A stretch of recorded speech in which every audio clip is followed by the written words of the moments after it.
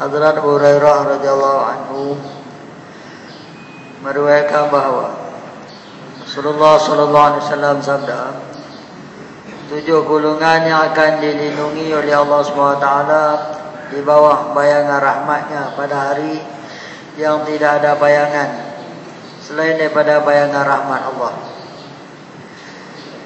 Hadrat Abu Hurairah radhiyallahu anhu meriwayatkan bahawa Rasulullah sallallahu alaihi wasallam sabda, 7 golongan yang akan dilindungi oleh Allah SWT di bawah bayangan rahmatnya. Nah, ini yang pada hari tidak ada bayangan selain daripada bayangan rahmat Allah. Nah, yaitu yang pertama, pemerintah yang adil. Nah, yang kedua, pemuda yang menggunakan masa muda remajanya untuk beribadat kepada Allah SWT. Yang ketiga, lelaki yang hatinya sentiasa terpaut kepada masjid. Yang keempat, 2 orang yang berkasih sayang di antara satu sama lain kerana Allah. Mereka berkumpul dan berpisah kerana Allah SWT. Yang kelima, lelaki yang digoda oleh wanita yang bangsawan lagi jelita. Lalu dia berkata, sesungguhnya saya takut kepada Allah. Yang keenam, seorang yang memberi sedekah secara sembunyi sehingga tangan kirinya tidak tahu sedekah yang diberi oleh tangan kanannya. Dan yang ketujuh, lelaki yang mengingati Allah SWT berseorangan sehingga berlinangan air matanya. Di sini riwayat Imam Bukhari, Muslim dan lain-lain keterangan. Maksud berlinangan air mata ialah mungkin seseorang yang mengingati maksiat dan dosa-dosa yang lampau, lalu dengan sengaja atau tidak sengaja dia menangis sehingga berlinangan air matanya. Ataupun mungkin seseorang yang menangis kerana sangat terharu sehingga tanpa disedari air matanya berlinangan.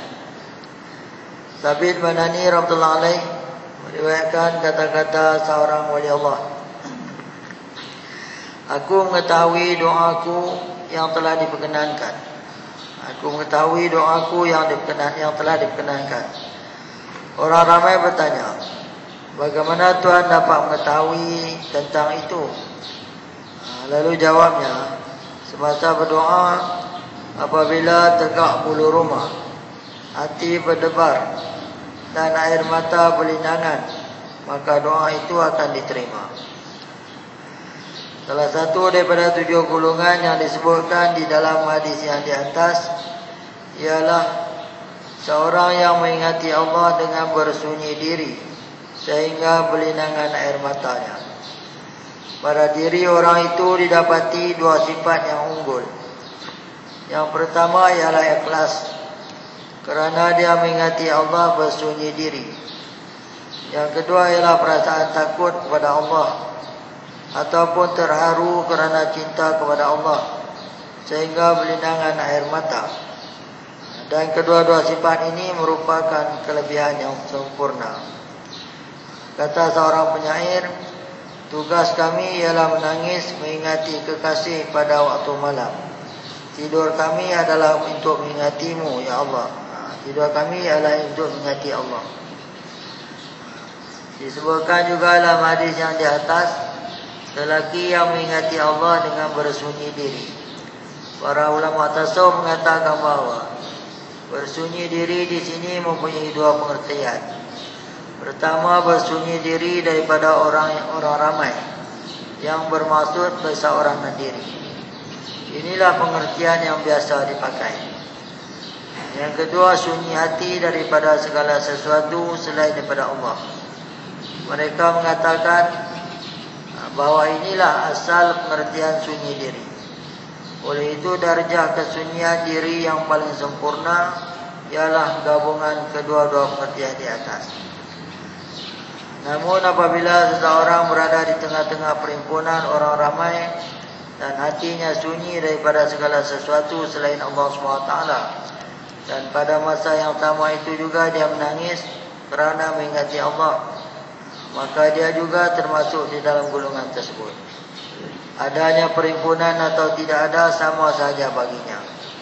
Apabila hatinya bukan hanya sunyi daripada orang ramai, tetapi turut sunyi daripada ingatan segala sesuatu selain daripada Allah, maka perhimpunan orang ramai itu sedikit pun tidak akan memudaratkannya. Menangis kerana mengingati Allah SWT atau takut kepada Allah merupakan satu kurniaan Allah yang besar. Berbahagialah seseorang yang dikurniakan nikmat ini. Diriwayatkan dalam sebuah hadis bahawa sesiapa menangis kerana takut kepada Allah, dia tidak akan dimasukkan ke dalam neraka sehingga susu masuk kembali ke dalam putihnya. Keadaan inilah sesuatu yang mustahil. Begitulah juga mustahil dia akan dimasukkan ke dalam neraka. Diriwayatkan juga dalam hadis yang lain bahawa sesiapa yang menangis kerana takut kepada Allah, walaupun sedikit daripada air matanya, menitis ke tanah, maka dia tidak akan diazab pada hari kiamat. Juga disebutkan dalam sebuah hadis yang lain lagi bahawa api neraka diharamkan ke atas dua jenis mata. Yang pertama, mata yang menangis kerana takut kepada Allah. Yang kedua, mata yang berjaga malam untuk memelihara Islam dan umat Islam daripada serangan orang-orang kafir. Disebutkan juga dalam hadis yang lain lagi bahawa api neraka diharamkan ke atas mata yang menangis kerana takut kepada Allah. Mata yang tidak memandang sesuatu yang haram, seperti mana memandang wanita yang bukan mahram dan sebagainya. Dan mata yang telah cedera di jalan Allah. Diterangkan dalam sebuah hadis lagi bahawa sesiapa yang mengingati Allah SWT bersendirian adalah seperti seseorang yang pergi berseorangan diri untuk menentang orang-orang kafir. Itulah. Kita dengar bagi ni. InsyaAllah kita akan ikhtibarlah. Apa-apa. Subhanallah.